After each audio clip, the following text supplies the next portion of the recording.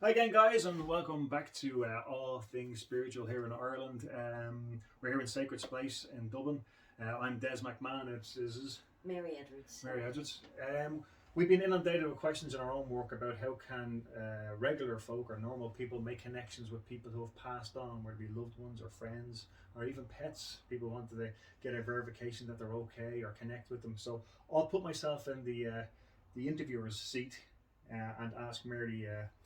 Any ideas, suggestions to people how they can get signals or verification from loved ones, or how can we connect with people who have passed on?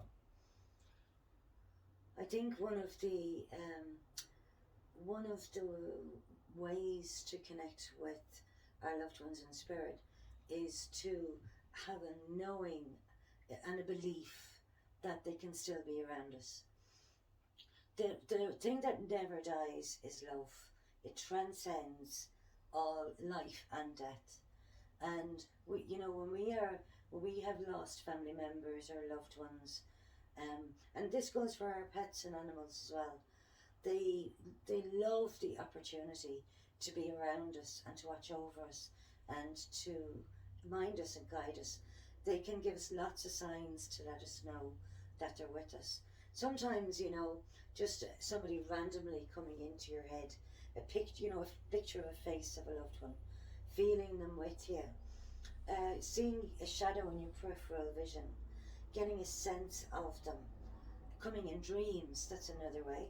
Through music, they communicate through music, through signs. You can see something on a bus or a billboard. Dreams, maybe.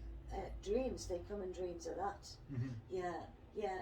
And you'll always feel the energy when a loved one is around you, because sometimes you'll feel it down inside of your body or across your legs. And in group, we teach people how to do this, how to feel your verification signals. The I would we say animals cross the rainbow bridge. Well, I believe our loved ones cross the rainbow bridge as well, because they're literally that close to us. Mm-hmm. It's like they're just in another frequency. It's not another world or anything like that. It's invisible to our eyes. We can't see it with our physical eyes, but we can see it with our inner eye, with our third eye, and the connection of the heart. You know that that that never ever dies.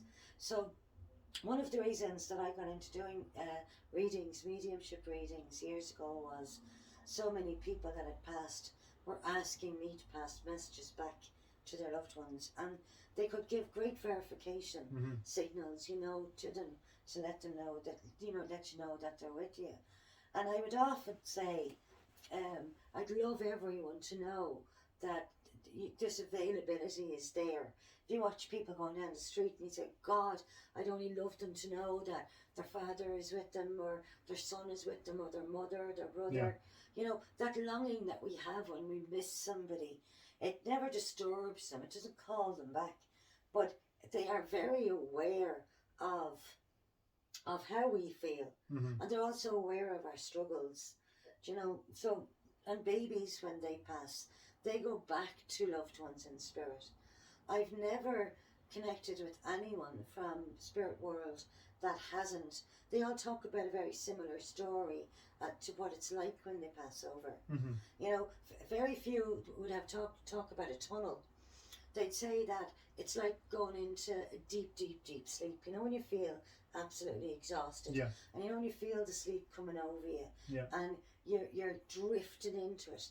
Well, now this wouldn't be to do with the dying process, but the death process itself, right, they say it's like going into a really deep sleep, and they say that they feel so calm and so peaceful.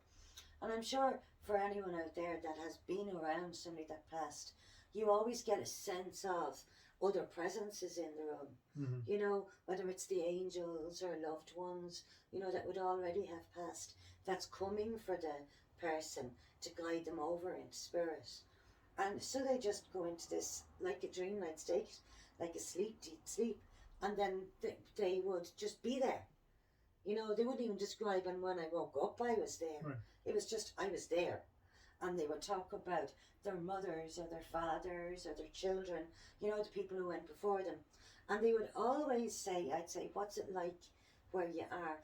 And they would always always make reference to somewhere that they loved in life. You know, so a lot of people would say to me, it's like home. Where I am is like home. But I'd find it wouldn't be, you know, their home as an adult. It would be a childhood home or somewhere that's connected to a childhood memory. Or And a all happy family, place that happy you were. place, yeah.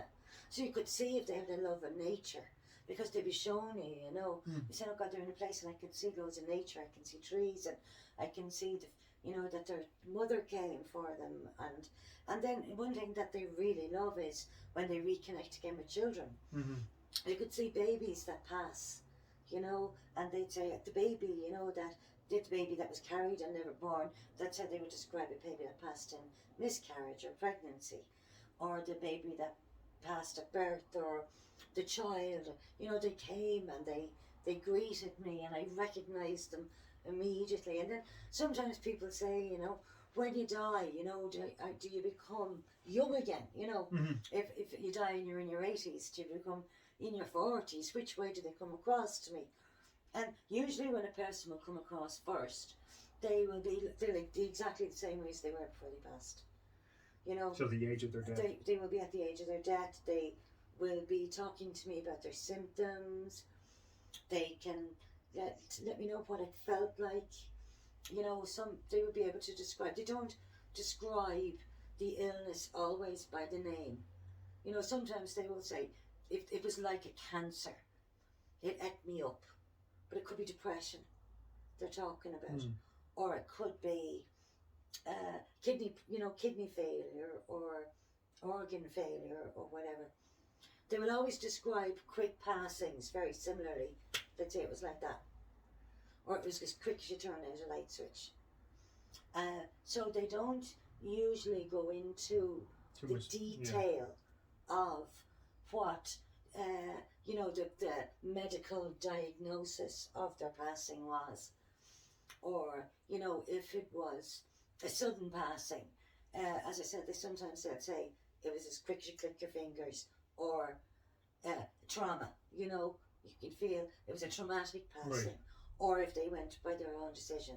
And they would, you know, we'll talk about that, you know, as well. So in terms of getting signals or verification from them, what could a normal person ask, or how could we actually get a message from them, or do we ask for a song or a feather to be found somewhere?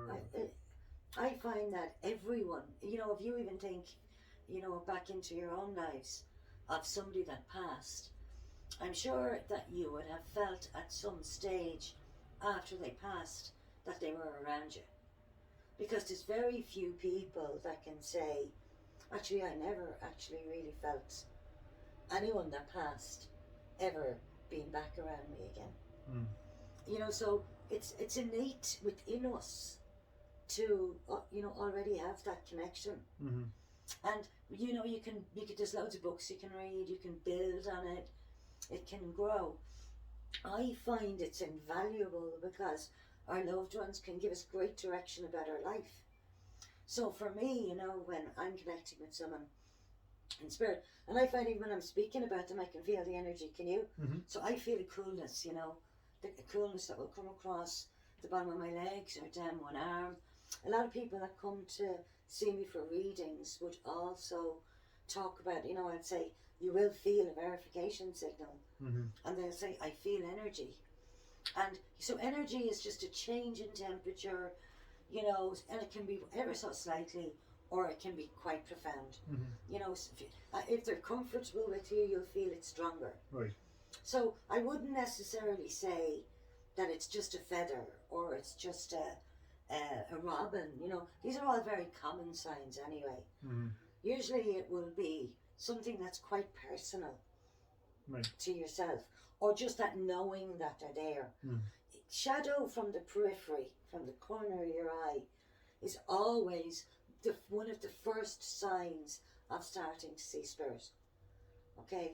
Or not always necessarily scary though. That's no, for the movies. No. No. Yeah. So if you see shadow or movement in the corner of your eye, it's usually a loved one. Yeah.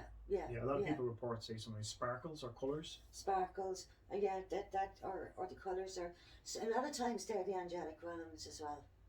you know, because our loved ones, we have reference for them, so we know what they feel like. So I can sit in a room with you, or I can sit in a room with a family member, and I'm not always consciously aware that I'm sitting in the room because you're comfortable, in the energy of that person. But it's the same with our loved ones. And one thing I do find, when people pass, sometimes people will come to me and they'll say, they're in massive grief, and they'll say, I can't feel anything. I sit there and I just feel nothing. And sometimes I would say to them, their loved ones would show me. It's like, I'm trying to get through. And I've often seen loved ones in spirit, and they're trying to get through to a person here. And I suppose this is one of the things that encouraged me to start giving the messages as well. It was like as if they were trying to communicate with a person who had no sight or no hearing. So the loved one was there, and it was trying to give all the signs, I'm with you. But the person, through grief, because grief can be a very big barrier. Blind you, yeah. And also you can feel grief in our heart. And that's another thing, people that say to me, every passing affects us in some way, whether you're prepared for it or not. When the passing happens, it brings that sense of shock or loss. And, people will say, I'm never able to feel them anymore. I'd give anything just to be able to feel them. And they don't want to live their life without them. And I think one of the biggest mistakes we can make is to say to somebody that time heals everything. Because I've seen it with people. Time doesn't necessarily heal everything. What happens is we hold the grief in our heart, and we hold the person and the love in our heart, and then we create experiences around it, and they become a part of us. Yes, that's right. In all of the new experiences on our in journey, our life, we bring them with us, and in our journey, and this is when they can really guide us, and they can really help us to. And all you have to do is say, ask, give me this, just give me a sign. You don't have to be specific about your sign. I want to change work. Give me a sign. Am I on the right path? Give me a sign. And just it can be a song you hear. It'll be always in the most random things. Yeah. People would say, I found a medal. And a loved one would have been very religious, or a song on the radio. People always find that when you ask for a sign or a signal or a verification of an answer, or am I on the right path, and you find something, you'll always, when you get to your message, maybe a holy medal or something significant that makes you stop and think for a second to go, is this my message? It usually is. Our human brain goes, no, couldn't be. Coincidence, no, maybe. But usually those verifications come with a feeling or a half a second of knowing. And then our human brain kicks in and goes, no, couldn't be. Was it? Is it? Always take that feeling at the very start of when you get that verification as a sign. I would always encourage people to talk to their loved ones as well. Absolutely, yeah. And because they'd say to me, can they hear me? And I'd say, oh my God, yeah. And they love it, So a person in spirit would often come back to me, and the person who's coming for the reading would be here, and they'd be saying, I saw when you were sitting on the bed looking at my photos. Or I heard you. I heard you when you asked me this question. That's one of the most. Tell them I hear them. Tell them I hear them. And they also they'd say, I want to be included in your life. I want you to know that I'm with you. And if so, keep talking to them. Talk to them in the morning when you wake up. Talk to them in the evening. They'll always say good night. They'll come in and say good night before they go to sleep. And they come in and if they have young grandchildren or young children, they'll tell me how babies are a good indicator. Every single night and say good night to them. And babies and toddlers, they react as if it's nothing. And they can see energy. They can see auras, And this is another thing that I'd love to talk more about would be our luminous bodies, our energy fields, and how we can feel in our energy fields the presence of a loved one. Oh yeah. A sensing. And gratitude. Gratitude is so important as well. Because the more we give thanks, the more we have to be grateful for it. So when you say, oh, thanks for that sign. and then you get more signs. Absolutely. You Yeah. know, When you acknowledge it. Yeah, Yeah. you don't always have to be going to somebody Yeah. to get a message. That's for sure. You know, and that's something that I want to. Meditation is such a lovely way of connecting with loved ones as well. Hmm. And one of the reasons that we had said, myself and Des had said about this channel was because we want to start going live on it. You know, we do lives anyway, but we want to start going live on YouTube because we can reach all over the world then. We both do readings for people all over the world anyway. So we wanted to start a questions and answers.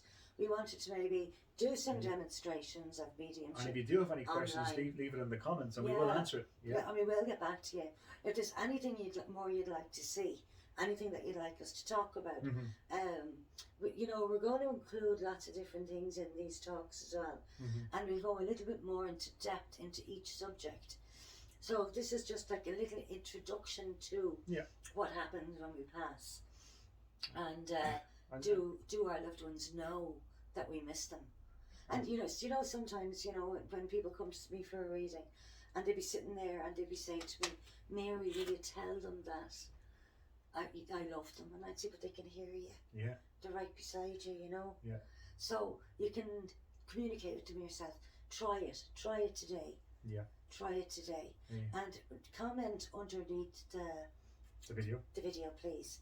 Yeah, let us know your thoughts on this. Yeah. And if you'd like any more information or A subject. any more subjects, Or any questions, just drop them in the comments. Thanks very much, Mary, for that. Just some ideas there about No, I'm pretty good with that. At this stage, as always, we'd like you to like and subscribe, and if you have any questions and comments, please do leave them. So thanks for tuning in, and as we always say here, your life, your rules, so enjoy it. Take care.